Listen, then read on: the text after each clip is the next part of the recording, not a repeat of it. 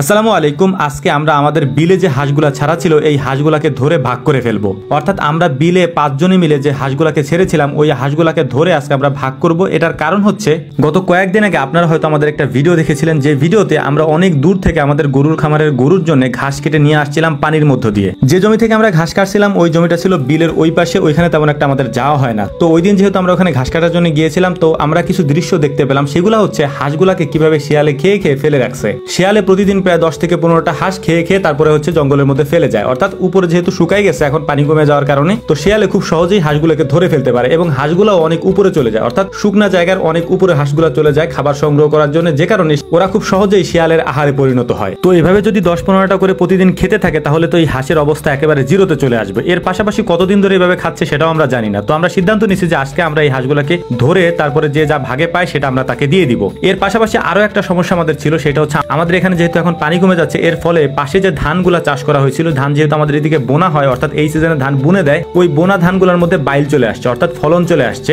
ওই ধান বের হওয়ার ফলে এই হাঁসগুলা যদি এতগুলো হাঁস যদি কোনো ধানের জমিতে যে ধান খাওয়া শুরু করে তাহলে ওই জমির ধান 2-3 মিনিটের ভিতরে খাওয়া শেষ করে ফেলবে আর কি। তো এইটাও ছিল বড় একটা সমস্যার মধ্যে একটা। তো এই দুইটা কারণে মূলত হচ্ছে আমরা এই হাঁসগুলাকে আর এখানে রাখবো না, যে যার ভাগে যা পায় সেটাকে আমরা দিয়ে দেওয়ার চেষ্টা করবো ইনশাআল্লাহ। এখন প্রশ্ন করতে পারেন যে ভাই এই পুরো প্রজেক্টে আপনাদের লাভ হলো না লস হলো? এটার একটা ব্যাখ্যা শর্টকাটে আমি আপনাদের দিয়ে দিচ্ছি। সেটা হচ্ছে এই হাঁসগুলো আপনারা জানেন এই হাঁসগুলাকে কিনে আনা এবং শুধুমাত্র কয়েকদিন ব্রুডিং করা পর্যন্ত আমাদের খরচ ছিল। এর বাইরে তো তেমন একটা খরচ ওদের পিছনে আমাদের করতে হয় নাই। এই হাঁসগুলাকে আমরা বিলেই ছেড়ে দিয়েছিলাম, ওইখান থেকে ওরা খাওয়া দাওয়া করছে, বড় হয়েছে এবং আমরা শুধু তত্ত্বাবধানে একটু দেখে শুনে রাখছি আর কি, এতটুকুই। তো এই হাঁসগুলার পিছনে আমাদের প্রায় 14-15 হাজার টাকা করে এক একজনের খরচ হয়েছিল। তো আমাদের যে হাঁস আমরা ভাগে পেয়েছি তাতে মোটামুটি 14-15 হাজার টাকা আমাদের উঠে গেছে। অর্থাৎ এই হাঁসগুলাকে যদি শিয়ালে না খাইতো তাহলে এই হাঁসগুলা থেকে 2 থেকে 2.5 লাখ টাকা লাভ করা যেত। তবে সেটা করা যায়নি বায়োসিকিউরিটির কারণে। শিয়াল এই হাঁসগুলাকে বাহির থেকে নিয়ে গেছে। যদিও আমরা যেখানে খামারটা তৈরি করেছিলাম এর আশেপাশ থেকে শিয়ালে তেমন একটা নিতে পারেনি বা নেয়ও নাই, নিচে হচ্ছে দূরের জায়গাগুলো থেকে, কারণ অত দূরে গিয়ে আমাদের ট্যাকেল দেওয়া সম্ভব ছিল না। তবে যদি আপনারা এরকমটা করতে চান তাহলে অবশ্যই আপনাদেরকে পরামর্শ দিব, সেটা হচ্ছে যে আপনারা খাকি ক্যাম্বেল না করে আমরা যে বেইজিং হাঁসগুলা করছি সেগুলো করতে পারেন।